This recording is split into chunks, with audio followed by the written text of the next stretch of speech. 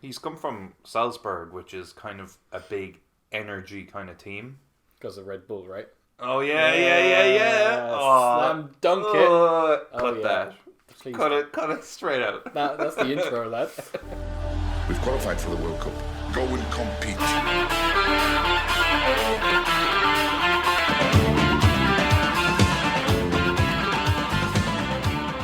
Hello, and welcome to the 16th edition of the Put 'em Under Pressure podcast. Just myself and Adrian today. Connor's taking a well-deserved break. We have just finished watching, a few hours ago I should say, really, the Community Shield, where Arsenal took on Liverpool. Kind of had a pre-season feel to it, but was a pretty entertaining game, I think. Mm-hmm. Yeah, I agree. Well, I agree with that. Yeah, I don't agree with the result, but anyway. Okay, that's fair. I think it was a good game. I think there's promising signs for both teams. Arsenal probably more so. Mm-hmm. The knock-on effect of winning a trophy before the season starts for Mikel Arteta and Arsenal, can they carry that form through to the season? Were you impressed with what you saw? Yeah, I was. I had a feeling beforehand that we might have a difficult day. The last time we played Arsenal, Yes. they won 2-1. Yeah. And it was a really dogged affair. I think he's turned them into like a team that's hard to beat. And I think they probably needed the win more than us. And I don't mean that in a sore loser kind of way. Yeah. But winning today would have been like the icing on the cake, maybe, or like a nice little like boost for the start of the season. But I think Arsenal really needed that, a bit like they needed the FA Cup. They need to feel like there's progress when there's not a whole lot coming in. I mean, they weren't even playing Willian today. No, he didn't even play. Yep. And he's like, I suppose, their big recruitment for this summer. Mm-hmm. So I think they defended very well. If they go with this kind of game plan for the season, that they're going to be very hard to beat and have a world-class striker up front, they could do quite well. But maybe against teams that are going to defend, they might struggle. That's kind of been Arsenal's issue for a while now, hasn't it? Is that they do seem to play well against the so-called bigger sides, but when people park the bus, they don't really have that, that spark to break through. But I was pretty impressed with how much they've improved in 6 months now, and how you can see that the coaching, or perhaps you credit Arteta with it, the shape and the structure of Arsenal. Flynn's had plenty of meltdown about how slapdash the team was and the lineup was.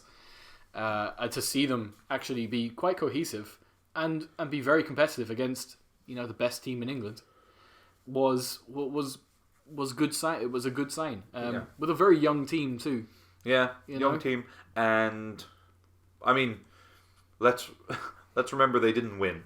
They didn't win. They didn't beat Liverpool. Well, they drew. But that's a good point. No, you're right. But like young players stepping up. I think. What's that guy's name? Maitland-Niles. Thank you. Yeah. I'm always like Nathan Miles. Yeah. He scored a penalty. Yeah. A great game. And Liverpool have a really good record in penalty shootouts. So to have that, it's the mental. What you call it? The mental experience kind of thing, is it? I don't know. Yeah. Yeah, the mentality. Yeah. To, win penalty shootout. I think it sets Arsenal up really well. I'd agree. And I don't think it's that big a deal for Liverpool. Liverpool lost the Community Shield last season against City and went on to win the league. So I'm not going to say I'm pleased with the result, but I'm probably not as upset as an Arsenal fan would be if they had lost. If that's a fair way to put it. That's a fair way to put it. Yeah, I think it means a whole lot more for Arsenal, considering how they ended, or how last season was as a whole for them. And it was very pre-season-y, because now there's 2 weeks international break. Yep. So I feel like such a bad loser, but like it's just not that big a deal for us. Okay, yeah, that's big club mentality, that is. Yeah. I'm telling you, Liverpool fans are turning into United fans very quick. But Very United quick. fans are turning into Liverpool bad fans. Liverpool fans very quick as well. It's true. Like, the amount of fucking messages I was getting during that game, being like, "Oh, that's the end of Liverpool. That lasted too long." It's tough It's at the top, man. It's tough at the top. You know, I'll dry my tears with the Champions League, Premier League, every trophy available. Club World Cup. Yeah. Or Club World Championship, whatever they call it now. Mm-hmm. Yeah, so best club in the world, basically, right? What? Liverpool, best club in the world, were in Europe for a while. Oh, yeah. and in But there was a point there up until Bayern won the league. Yeah. We were English champions, European champions, and world champions. It's tough at the top. I don't think it's ever been done before. Mm, I don't know. I didn't research United, that. probably. Oh, fuck United. What, like 20 years ago? Good luck. Great point. I think big, two big standout names, or performances, I should say, really, was Minamino for Liverpool, Martinez in goal for Arsenal. That's a big call by Arteta to put him between the sticks now with Leno being fit. Yeah. What do you do? Well, look, he was doing so well at the end of last season, wasn't he? You know? Yeah. And maybe, I mean, I don't know, but is Leno 100% fit? I don't know. Possibly not. I don't know. Apparently, there's a bit of a dilemma with Martinez now, is that there are clubs offering for his services. Do you keep him as a really strong number 2 and he plays European Cups like he did last year? Or do you make him his number 1? Is your number 1 keeper your best form keeper or your bigger name? I mean, that's been a problem with, like, Chelsea, really, hasn't it? Yeah. Fucking Kepa. Yeah. Piece of shit. I don't know. Like, probably, realistically, it depends on the club. Yeah. You know, if you're a top 6 club, your number 1 keeper is going to be your bigger name. Like, it's United and De Gea. Yeah. Like, he was playing shit for the last 2 years, but they're not going to drop him because it would be too big a deal. Yeah. And if it went wrong, they're going to feel the effects of it. There's an argument to say, though, that like he should be taking the player on form, or the... Oh, yeah. Because you would drop it. Like, I find it really funny with keepers. You drop a centre-back in a heartbeat if they made a string of mistakes. Like, David Luiz would find himself on the bench in no time at all. But Okay. a keeper seems to be very hard to budge them. No matter how many games they're at fault for things, it's very hard for a keeper to lose their place. You know, if a striker's not scoring in 10 games, you try something else, right? You try another formation. Yeah. Yeah, I suppose, I guess a big thing with keepers is they don't want to be... Managers don't want to drop them in it. Yeah. They don't want to say, yeah, they fucked up, so they're gone.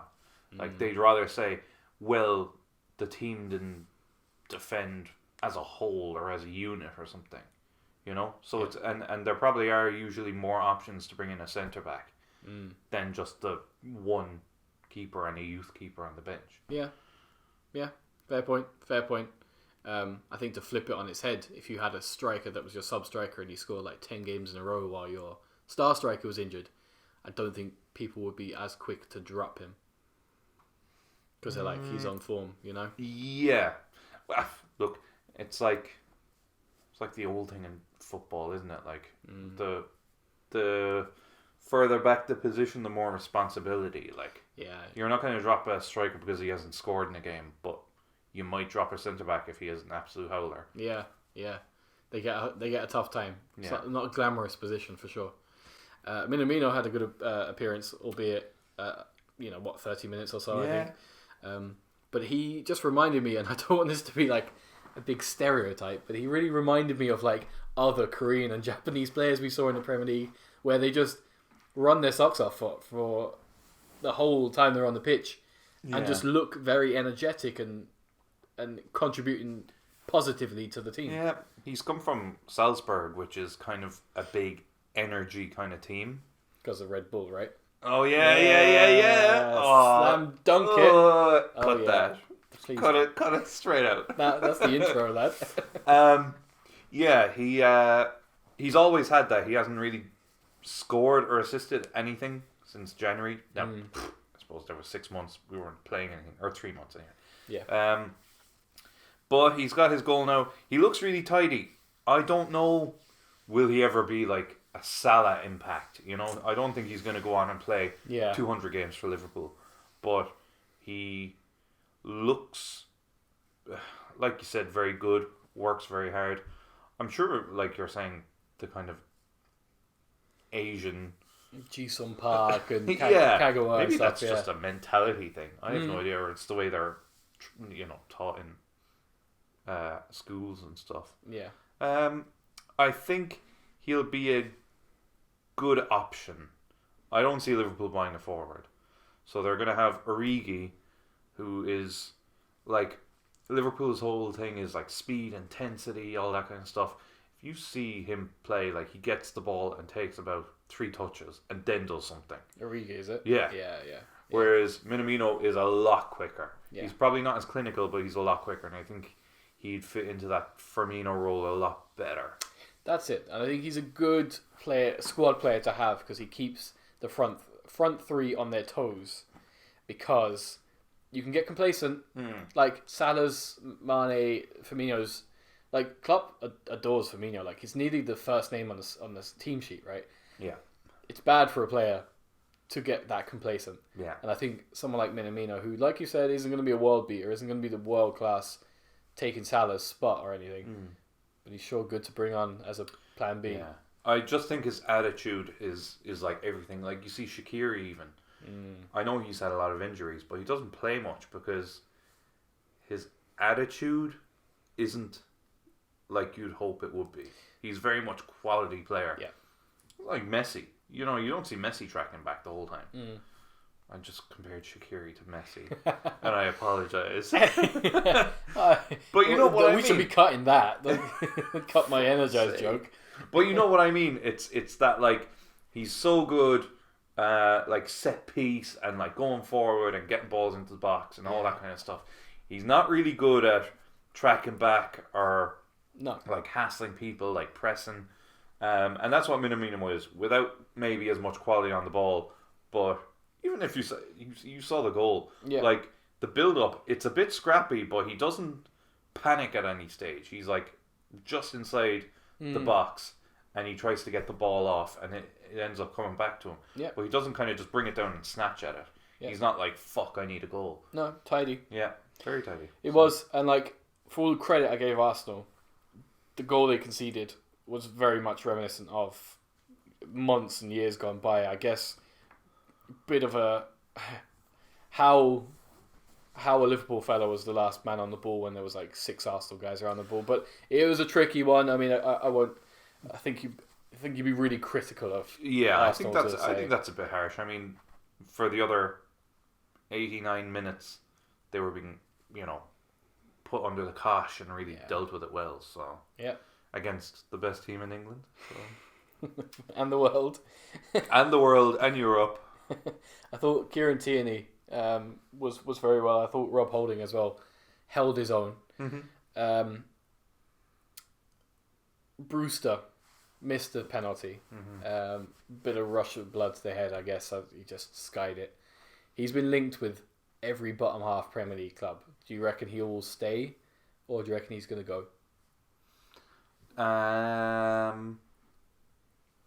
Good question. I don't know.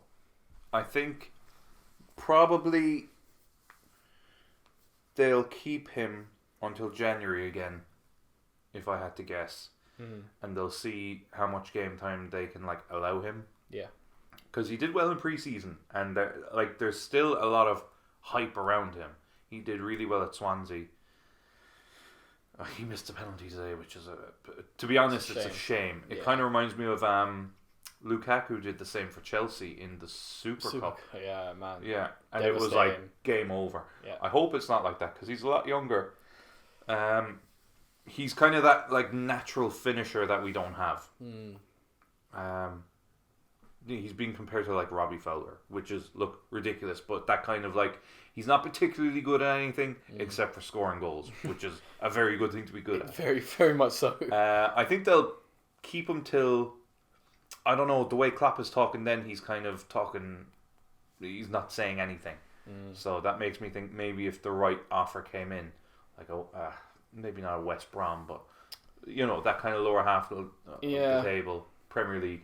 But I think it would be good just to keep him to January and see if he's getting games. And if he's not getting games, send him out because I think he's 19. Yeah, he needs a few games. Yeah, I think so too. I don't know where he fits right now, and I don't know who he'd come on for even really. At what point in the game, Yeah, like Minamino is a better option. Yeah, so because he can be deeper. Whereas if you're bringing on Brewster, what you're going to take off Firmino, you're going to lose that link. Yeah, but if you're like 1-0 down and you've got the 3 up front and you sacrifice a midfielder or something and have that guy in the box who just knows where to be. Yeah.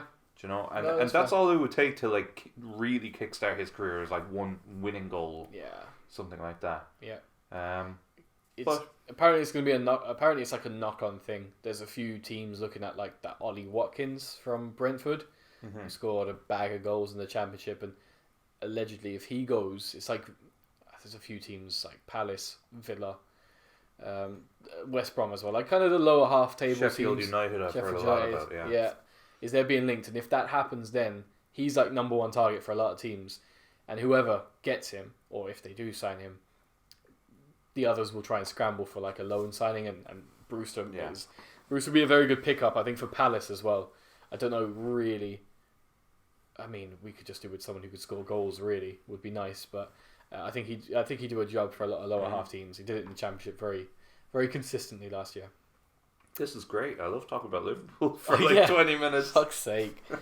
Well, we spoke about Arsenal too. It was a Community Shield. I think that we'll get to it a little bit later on with like our season expectations, but I really think that Arsenal have put the work in. Mm-hmm.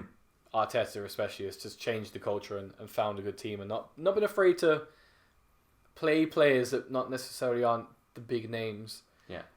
In the role that suits them. So I've got to credit that, and I think Liverpool as well are in for another strong season. I think that goes without saying. Really, I don't think that's a hot take. No. No, I mean, there's an average of like 98 points over the last 2 seasons, something like that. So yeah. You don't see them dropping off a cliff. No, I feel the league will be far more competitive, but we'll get to that. Okay. We'll get to that. I think that kind of wraps up our Community Shield review. Yeah. I wanted to speak to you, Adrian, about a very big talking point over the past couple of weeks. Mm-hmm. A lot of controversy around this, a lot of opinions, right? Mm-hmm. My mind is very firmly made up on what this is, right? Okay. But Mr. Harry Maguire, Slabhead. Yes. The lad in Greece. Yes. Grease Lightning. Yeah. Well. I didn't really ask a question there. I can go if you want me to go. I mean, yeah, all right. Like, that's because we saw the interview, right? That's the biggest part, right? Yeah, I think that interview is a codswallop. Yeah, I think it's like he's putting on this emotion. Look, maybe it's true, right? Fuck's sake, we have to say this. Maybe it's true, and maybe his sister was drugged and immediately like resuscitated herself and was fine, and everything is made up by the Greek police. Honest to God, it sounds so fucking fake. It does, yeah. He's like, oh, what happened at the bar was just, there was a lot of yelling and shouting, and then our bus turned down a lane and there were some men that were kidnapping us, and I don't think I hurt one of them, but they were hurting me a lot. I'd love to see some fucking bruised pictures or something. Anything. Yeah. And everything he's saying happened where there's no CCTV, no proof, only his brother and someone else, a friend or something. Yeah. All this fucking bullshit. I think it's nonsense. I think the guy's full of shit. Yeah, that's kind of where I sit too, right? Is that I think it just... That interview, right? Any credibility I had probably before that in believing that angle, believing those reports, kind of went out the window. People need to learn that if you're looking to clear your name, you don't go on the BBC, right? No. You just don't do it. Idiot. Go to a shitty tabloid, right? Because more people will believe it than the BBC. It just doesn't work. It was nearly as bad as like that Prince Andrew interview where I don't sweat, all that shit. Yeah. That's why I'm not a nonce. even though you are. Yeah, Prince Andrew, if you're listening, You fucking better be. you are nonce. There's Peter Crouch podcast had Prince William on. Yeah, we true. should have Prince Andrew on. The nonce cast.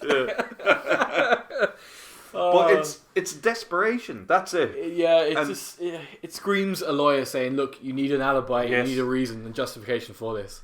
Like, And there's something interesting that I learned that generally speaking, if someone's telling the truth, they just say like a very simple answer. Yeah. Like, where were you at 3:00? Well, I think I was just at home. Whereas if you're lying and someone says, where were you at 3:00? You're going to come up with something. Well, I was at my sister's house because she was really sick and I had to mind the baby. Something ridiculous like that. And they ask him, I can't even remember. They ask him something really specific at some point. Oh, it's like, and do you categorically deny hurting that officer's back, which is a claim against him? He goes, well, I mean, I had one hand in a handcuff at that stage and I was trying to run away and I was doing this and doing that. And it's like, just say, yes, I deny it. I did not hurt his back. Yeah. And you'll be fine. And he comes up, he's talking for like another minute, 2 minutes about how he doesn't think he hurt this guy's back. Fucking liar. I'm calling it now. He's a fucking liar. it's true. It's true. The thing that got me, right, the thing that really kind of made me annoyed, but also just laugh and just basically just dismiss it, right, is when they were like, about what happened to your sister, or like, was it very upsetting when this was happening to your sister? I can't talk about it. And this fake ass crying. It's hard to talk about. It's like, it's not hard to talk about. He's going to be fucking done now. Yeah, it's not hard to talk about. You asked the BBC to interview you, so you should be prepared to fucking talk. No, it was very embarrassing. I think England did the right thing of, maybe take some time off the Of course. the team. Like, imagine playing against him. How easy that would be. Like, Oh, you just get under his skin. Can you, he's lucky it's still behind closed doors, that football. Can you imagine? If he has a job to come back to. I mean, I know United have stood with him. he will, unfortunately. But He'll probably pay his way out, right? so we both think he's in the wrong, that he definitely acted out. No, I think of like the fairest thing to say, not only knowing what's from that interview and what's been like officially released from like the Greek side, is that he had a few to drink. He was rowdy with a bunch of mates, as we all have been on holiday, and as everyone has a right to be boisterous, I guess, kind of. And he's got himself in trouble. Bit of an ego because he's a football player. Mm-hmm. He's maybe tried to stick up for himself a bit. Police in England aren't the same as like police in Greece, right? No. He's got a nightstick or two. Tried to fight back. It's all blown up on him. Yeah. And this is his scapegoat, I guess. Yeah. Because he also doesn't deny being drunk. Yeah. He's asked that, and he says, well, if you ask... always says this, if you ask any of my family or friends... Well, we're not fucking gonna, are we? Clearly. If you ask any of my family or friends, like... He basically says, I hold my drink very well. And this fucking thing of... my sister was drugged. There was a needle... Like, there was... It's all... a needle hole. But then she kind of... woke up then in the bus and was fine, and that's the end of that part of the story that I've made up. But all of that is kind of irrelevant. Like, if that happened, terrible. Okay, you need to go to police about that stuff, right? You need to report that she was attempted to be assaulted or whatever it was, right? Or just GBH for like puncturing someone with a needle. But if that happened, look. But the basis is right is that. Did he assault a police officer? I believe so, because it's very easy to assault a police officer. For sure, yeah. Because they are policemen, and I'm sure that even if you push them, of course they're going to say that's assault, right? Yeah. And number two is that, did he brag? Did he bribe? Without 100%. doubt. Without doubt. 100%. Without doubt. That's another bit that he... goes off on a tangent when he's asked about it. Yeah. But even the sister thing, I don't mind saying I don't believe it, because there was a point in that interview where he says, so we got into the bus and we said, bring us back to the villa, something like this. Bring us back to the villa so that we can go straight to the hospital, which makes clearly no sense. Just go straight to the hospital. Yep. But then on the way to the villa, she kind of woke up and was fine, so we were just going to go back to the villa. It's like, if you think your sister was injected with something, you're going to go straight to the fucking hospital. Exactly. And they never end up in the hospital. There's never any talk of her being tested or her getting worse or anything. It's total excuse. I'm so glad we got onto this. I'm so sad. I can't believe that this is actually like kind of impromptu topic. Yeah. Well, look, let's just say that Harry Maguire is lucky that the jury isn't members of the PUPcast, because he'd be banged up. Yeah. Banged up abroad. Moving on to, I guess, more controversially, but more football related. Big talking point. Potentially big talking point for the Premier League is Messi and Messi's future. Now, personally, I'm still, and I know everything points to his departure, I still feel this will be worked out. I think he's leveraging for the board to resign. But what's your thoughts on the Messi situation? Nice one, the Messi situation. That's a start now. That's the intro. Unfortunately, I feel the same. Really? Be honest, okay, great. End discussion. Yeah, like, I just don't. To be honest, when it first broke, I really thought, yeah, he's gonna go to Man City, Pep Guardiola, all that stuff just adds up. But now there's that whole thing of the clause in his contract. Yeah. So it's meant to be 10 days after the Champions League final, he can decide to leave on a free. But there's a bit of unsurety because the Champions League final date was changed this year. Yeah. So there's talk that if he wants to leave, he'll have to bring them to court, which will take too much time. So, yeah, I see it being resolved with Barcelona. He supposedly called for a meeting with them. So it could be resolved by the time this podcast comes out, to be honest. But I just think it's unlikely that he'll be anywhere but Barcelona next year. Yeah. Look, as much as I would absolutely love it, I don't think we're going to be that lucky. And the whole world, I think near enough the whole world disagrees with us. I feel that going by the reports and going from Spanish media and from sources close to Barcelona, he's as good as gone. But I just feel that he's done it before. A lot of players do it before, where there's dust starts kicking up, and it's a contract comes out of it. I think this one is different. I actually think this is more of like a political move by Messi. We saw PK's interview after the 8-2 defeat, where he was like, things need to change, and if I need to step down or if I need to retire to kind of make those changes, I will.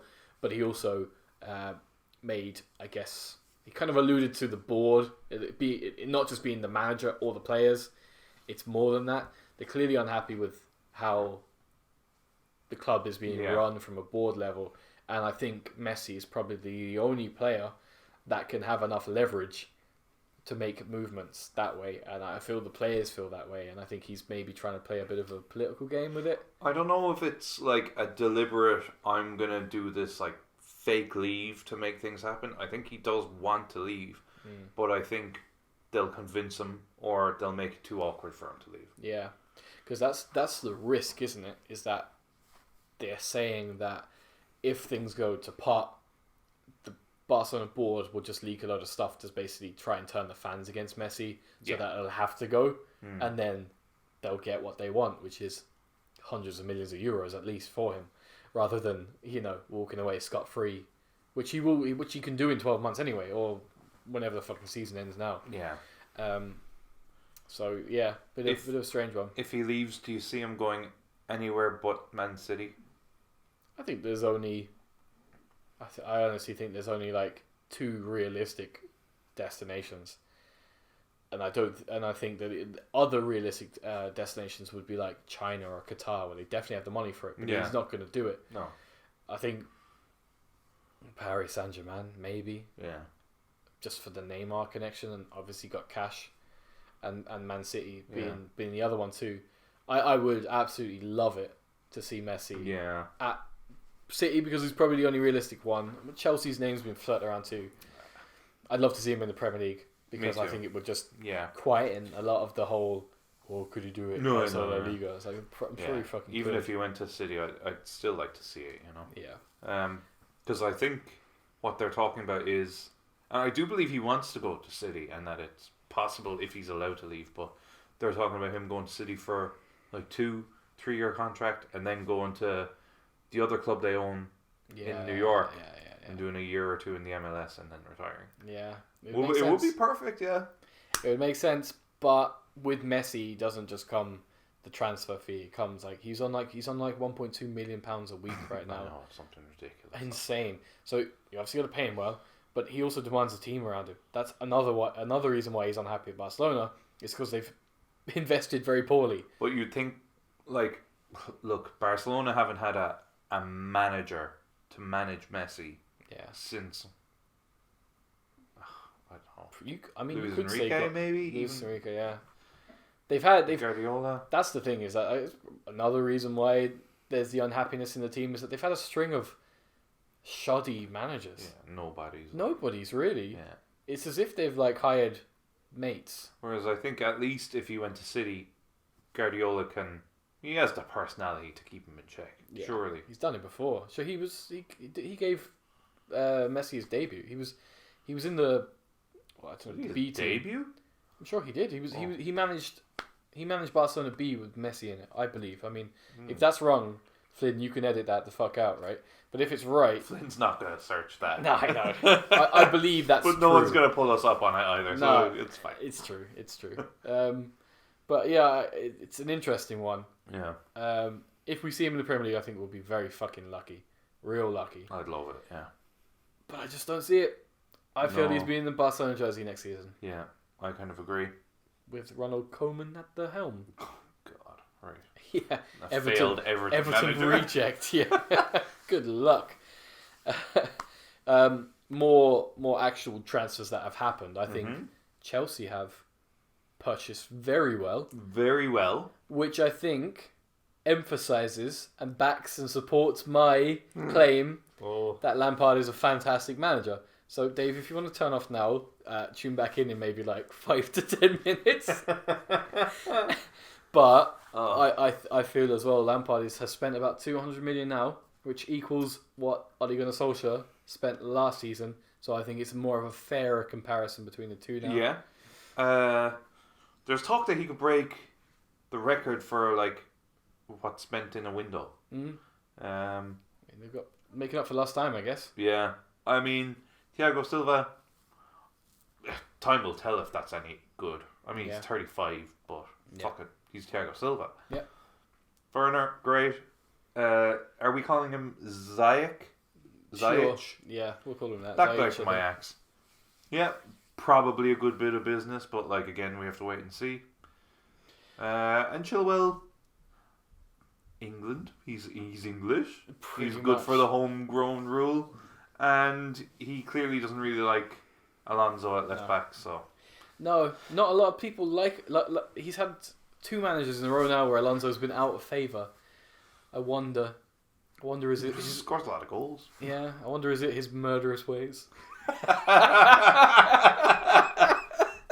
Marcus Alonso killed people in a car crash.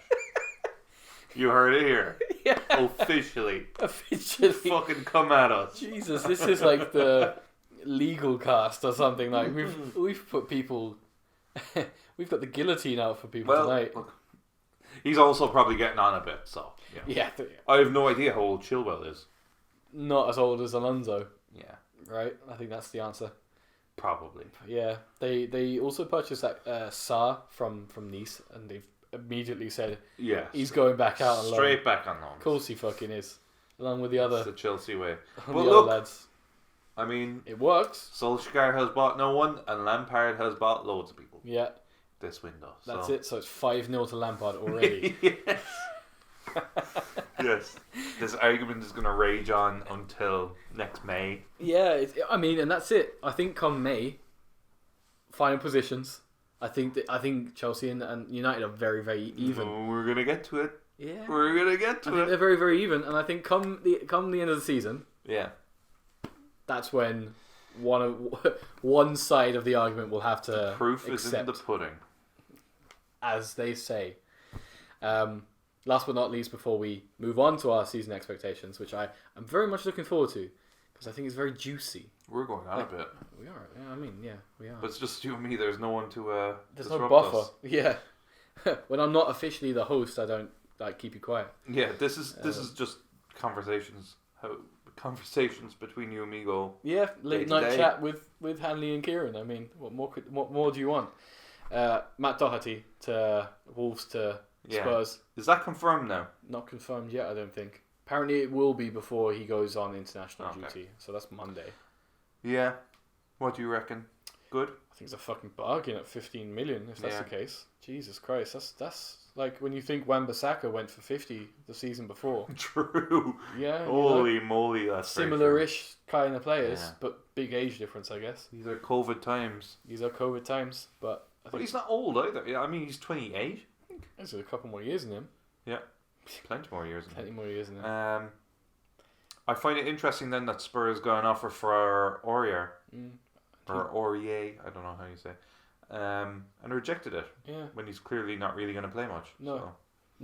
And I thought he wanted to go. Yeah. Here we are. So hopefully Matt Doherty plays at the top of the top level for a couple of years. That'd be great. He'll be in Europa League again. Seamus Coleman will be Got it. bench fodder. Yeah, well, shouldn't have had your leg broken, I guess. Jesus. Yeah, just clip that and send it to him on Twitter. Thanks for the memories, Seamus. You shouldn't have had your leg broken, I guess. Alright, cool. We're going to take a look at, I guess, early doors, really, because even though the season is such a short gap between the end and the start of the next one, I think it's a very early view of like season expectations and who we think is going to slot where in the Premier League. So we've had a bit of a think. I guess we'll go with top four first, and if you could say who you feel is going to win the league next year too, that would be great as well. So who do you have, Hanley? Okay. Ooh. I'm still thinking. Okay. My top four, not in order, but in a vague order. Yeah. I think City and Liverpool will be top two. I think Chelsea will be top three. Or third, I should say. And I was really unsure of four. I was between United and Arsenal. Yeah. I said to myself, I'll wait and see what happens with Arsenal today. And based on that, I'm going to go with Man United.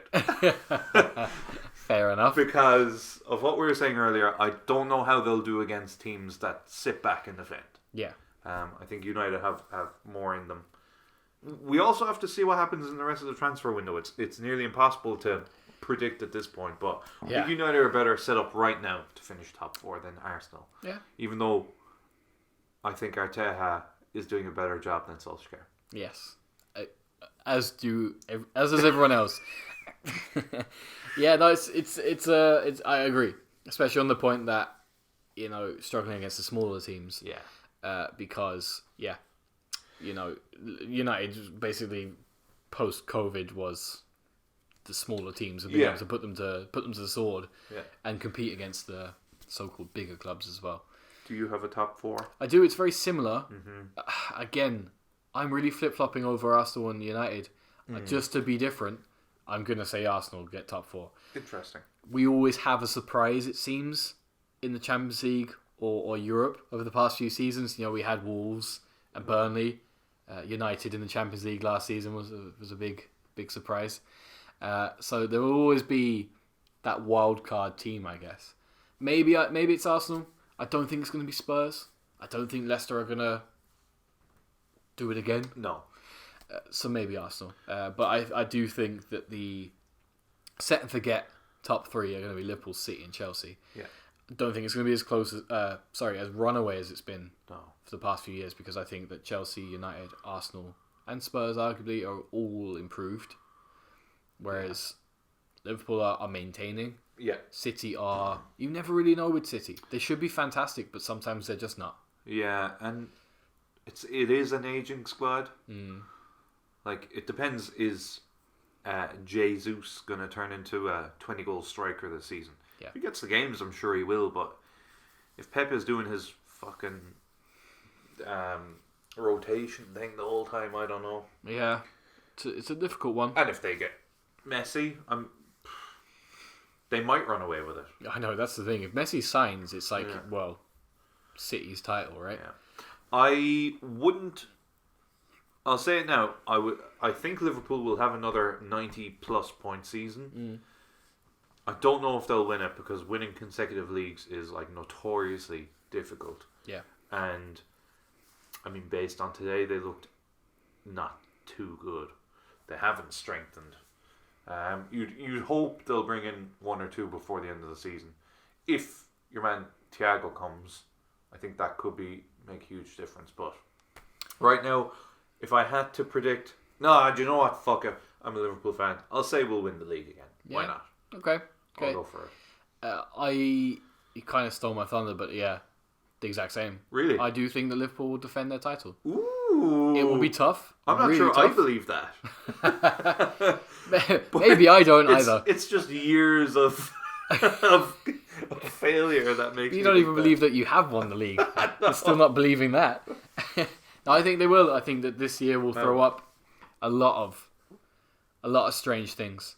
I think that's the next challenge for Liverpool now, right? Yeah, definitely. It was always hanging over your head was no Premier League, won Champions Leagues, you performed well, you'd broken points and all that, but I think it's the next challenge for Liverpool, right? Is actually prove that it's not just a once-off. What I will say is, like, the Liverpool 11 is so strong.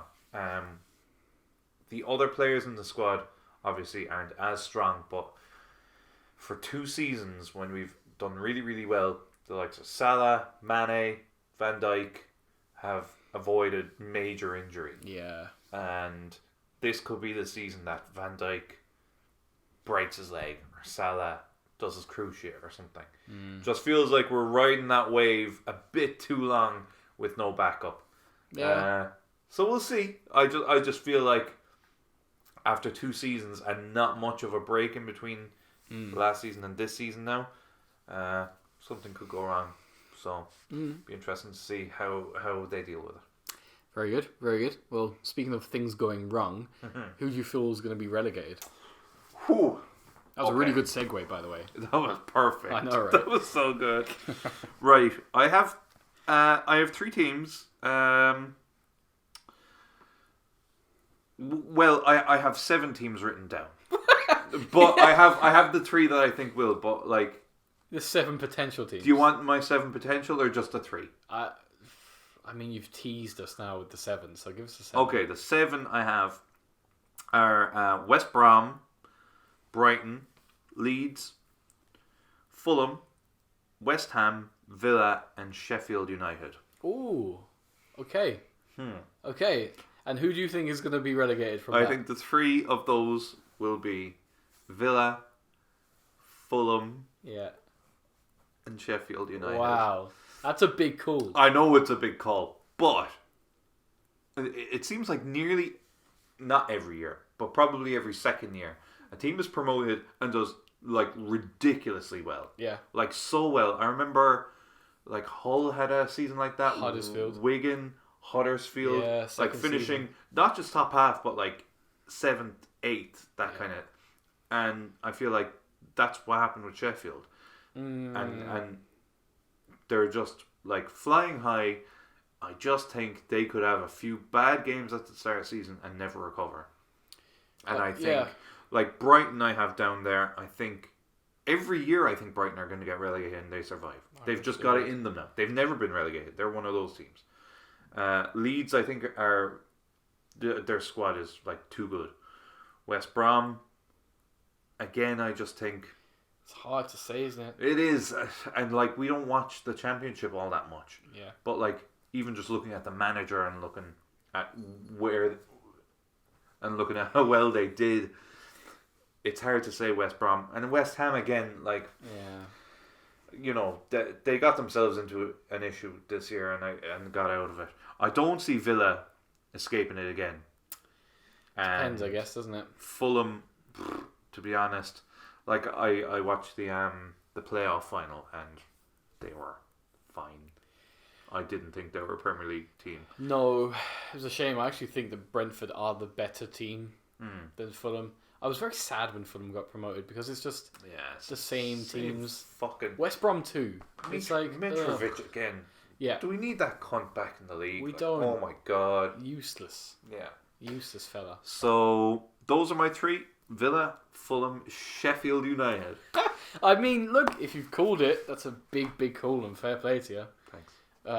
I kind of had the same logic in my three relegated teams, where there seems to always be a pattern of the three being two newly promoted teams and one surprise. I've gone for Fulham rock bottom because that's what they do. Okay. West Brom second because I think they're the middle of the three promoted teams. I think Leeds will actually do pretty well this year. They just have... Yeah. They've got a pretty talented squad. I think so too. I think they'll hold their own. Yeah. And I think West Ham's time is up. Ooh. I do. I think they've been like Watford last year. They were a bit too big for their boots. Yeah. All this talk, like fucking West Ham fans thinking that they're a big club. You're not, right? Maybe in the 80s your fans thought you were, right? Just because a few of the England 1966 team played for West Ham. It's fuck all. Right, they've got a huge wage bill. They've got a load of mercenaries.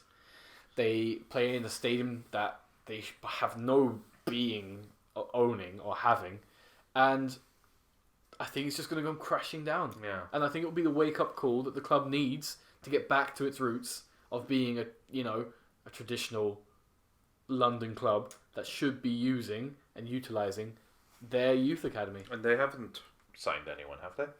No one of interest. I mean, no one I'm gonna talk about now anyway. Yeah. But I think their time is up, and I would love it. 2 years in a row to have Watford and West Ham down.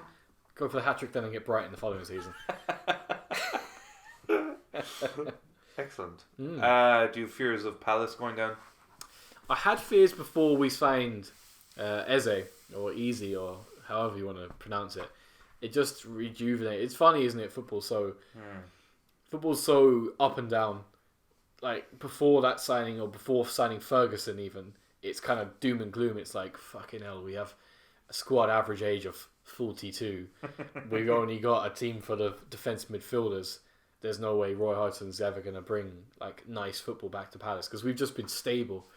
And then we pull out, signing for Ferguson, who looks really promising, wing-back or full-back. He's from the West Brom guy, Yeah. Now, he's getting surgery now, so I don't know will we see him for the start of the season, but he's definitely going to feature because Joel Ward is getting on.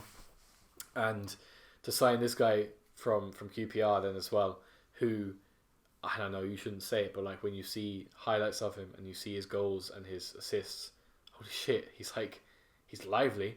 Yeah. Very, very lively. Plays in a number 10 role too, which is very interesting, considering we never really play with a number 10. Yeah.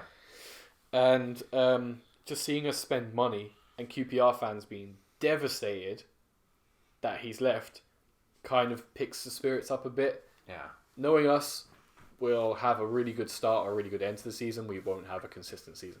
It's always the way. We just got to hope that we do enough in the good patch. Yeah. But no, I think we'll be okay this year. Good. Yeah. Cool. Yeah. Is that? I think that's our season review. I mean, that's a top 4, that's a bottom 3. Yeah. Do we... Any? I guess we kind of mentioned them with Leeds. I think they'd be my surprise package, even though it's not much of a surprise. Yeah, I'm hopeful for Leeds. Liverpool have them first day of the season. I'll be really interested to watch them. Good tell. Liverpool 2 seasons in a row with a newly promoted side in their first game. Norwich last year. True. Yeah. Good omen? Bad omen? Omen. Who believes in omens? Well, I think. Well, listen back to podcast number 13 if you want to see who believes in omens. I was much more confident about beating Norwich than I'd be about beating Leeds. Yeah, that's fair. So they have a big chip on their shoulder too. They'll be hard to beat, Yeah. So can't wait. Cool. Well, that wraps up our early season expectations. I guess the next time we'll be talking about our expectations will be after the first game of the season. Yeah. But that's ours for now. we want to have a chat about the kits because it's been a bit of an eccentric off-season. Some teams showed their kits at the end of the last season. Some revealed them during the break. The PUPcast have come together to pick our top 3 favourite kits and our top 3 worst kits. I guess leave a comment on Facebook or YouTube, or maybe just text your mate on what you agree with or disagree with. Whatever gets us out there would be great. But our top 3 kits, Hanny, if you want to hit us with the first one. Number 3?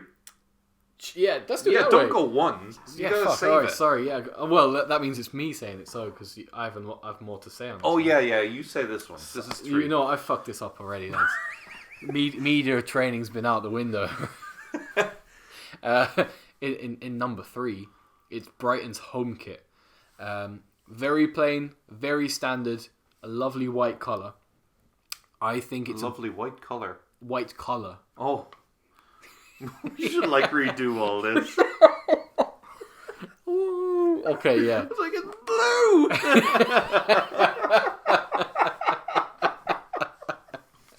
Fuck's sake.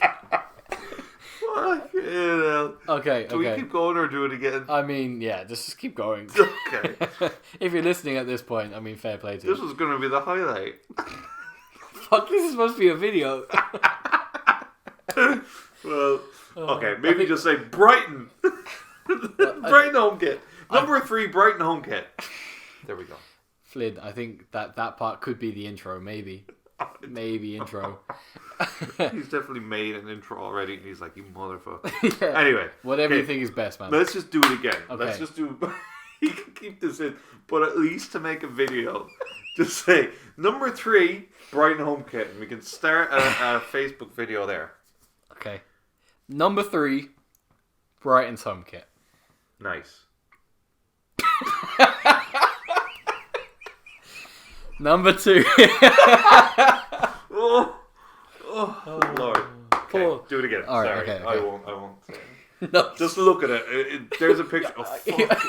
Oh, That's a pair of socks. There's a picture of it there, if you need it. Oh, lovely white colour. Alright.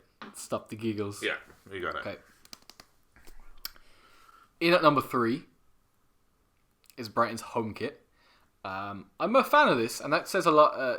As a Palace fan, for me to say that it's one of the best kits in the league. I think it's plain, straightforward, a lovely white collar, not colour. Kind of like pinstripes down the front too. The logo isn't I'm just so used to seeing Chinese writing with a betting company. American Express, kind of classy. Lallana looked great in it. A very handsome young man. And I think it's just solid. I really like it. You were saying the move away from the stripes. Sorry, yes. Yeah, that's very biggest thing good. too is that's quite a bold call. Yeah. You don't really see teams that usually wear stripes alternate, and when they do, it usually goes wrong. It usually does. So Brighton have gone away from the Tesco shopping bag look to a more classy blue, maybe kind of a Birmingham City feel to it. Yes, Yeah. very much so. Yeah. But very nice kit. So our number 3, number 2, we have Manchester City's third kit. Interesting design. I don't know how to explain this, but it's white with what do you call those? They look like cells, don't they? They look like biology cards. Yeah, little light blue cells, kind of like a teardrop shape around it. It actually looks kind of wank on its own, but seeing the players wear it actually look quite cool. Yeah. And I don't know. I think it's just something different. We haven't seen something like that before. No, we haven't. Interestingly as well, right? I wonder, is it a homage or a homage for Liam Gallagher's clothing brand, Pretty Green? He uses that design a lot, but I don't think he's credited to it. But he's obviously a big Man City fan. Yeah. But it does look quite similar. So I wonder, is it maybe a bit of pinching going on? But Right, whatever. yeah, very nice kit. I Looking like forward it to seeing less that. now. But anyway. Take it out. And our number 1 kit is the Arsenal away kit, which they won their first piece of silverware in today. Fitting. It's white. It's got like a red marble that I believe supposedly represents the marble that was in what the fuck? Highbury? In Highbury. Yes. Right? Yes. Yeah. The old stadium, right? Yeah. Yeah, Highbury, yeah. So yeah, I just think it looks really good. Arsenal always do good kits, but I mean, I approach this as, if my team brought this kit out, would I be happy with it? I fucking wish Liverpool had brought out that kit with those colours. I think it's class. Yes, Arsenal rarely get a kit wrong. Actually, I can't even think of a bad Arsenal kit. Even their centenary kit was very sweet. I really liked it. I find their sponsor too, because I think a sponsor makes or breaks a kit. 100%, yeah. And I think their sponsor looks very, very classy. Opposed to, I guess, honourable... Oh, no, they're in the next section. Forgive me. I was going to say that kit that has a very bad logo on it, but we'll get to that one.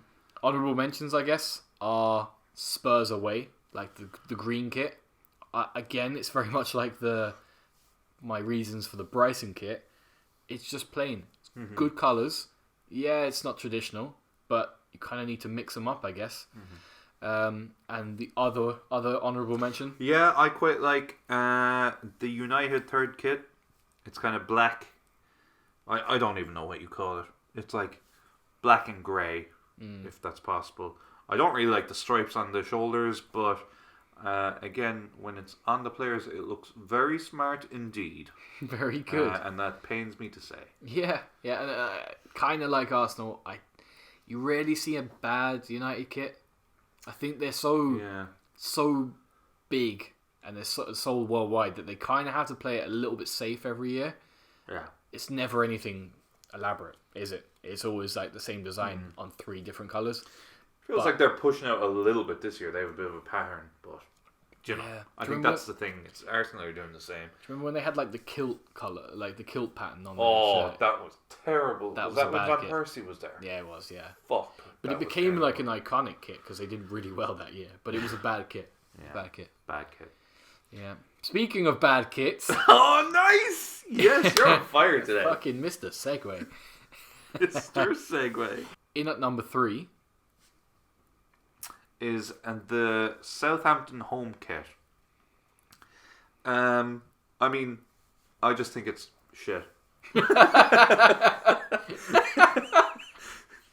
So Southampton, we all associate with stripes, white and red stripes. This is just a plain red kit with a diagonal white stripe across like the chest. Yeah. I think teams do this sometimes. Like Juventus did it. Was it this year when they just went from stripes to having just trying to change it up? Just stick to what you fucking do. You know, I mean, if it was one stripe down the middle, I'd nearly say it's better. One diagonal stripe trying to make it cool is just cack, in my opinion.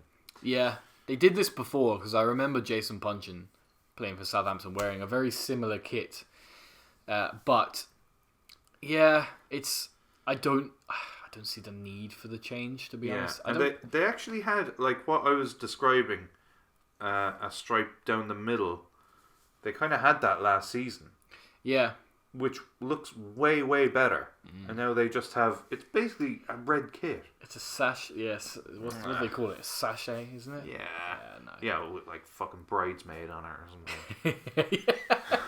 Idiots. Championship team to be. Nice. So, sorry Southampton. Yeah. Do better next time. Yeah, and I actually think all their kits follow that pattern, by the way. Yeah. Which I kind of like. Yeah? Because, moving on to our number 2... Oh, here we go. ...is the Palace home kit. Now, it all follows the same pattern. I really like the away and the third kit, the white and black. I feel are good kits. Okay. It just doesn't work with the home kit.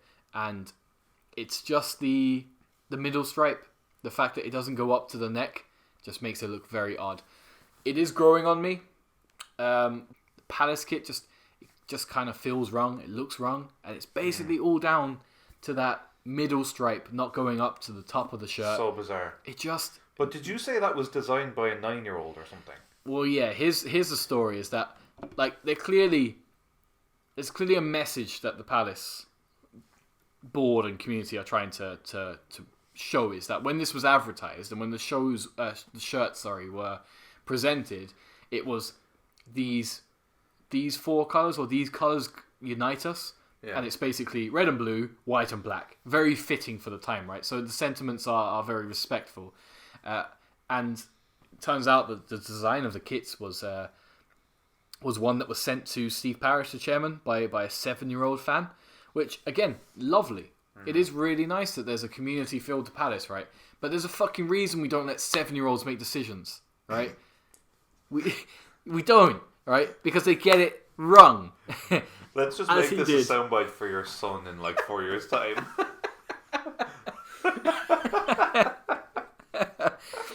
Poor fucker having to grow up listening to this anyway. But, yeah, you know, there's a it's reason not why. Great. I don't know why they went with it. I mean, take the idea and be like, well done, little Jack. Yeah. But here's your kit, but we actually changed it. Because what's the fucking point of, like, the Puma design team? They're like, fucking, let's get a lot of fucking kids' pictures, will we? So yeah, not great, but I think it's growing on me, and you know, it's red and blue predominantly, and that's us. It's stripes as well. Cool. Leads us to the worst kit. Wolves away. Yes. What are they doing? What are they doing?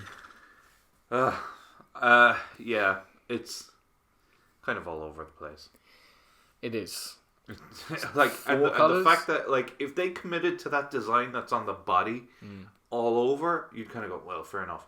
The fact that the sleeves are totally different, it's terrible. I don't get it. Like, 4 colours on one shirt is probably, like, when have you ever seen a football shirt more than 2 colours, really? 3 at a push. 3, yeah. 4. 4 is mental. Yeah. Like, I get why the sleeves have the gold and black on it. It's the Wolves colours, right?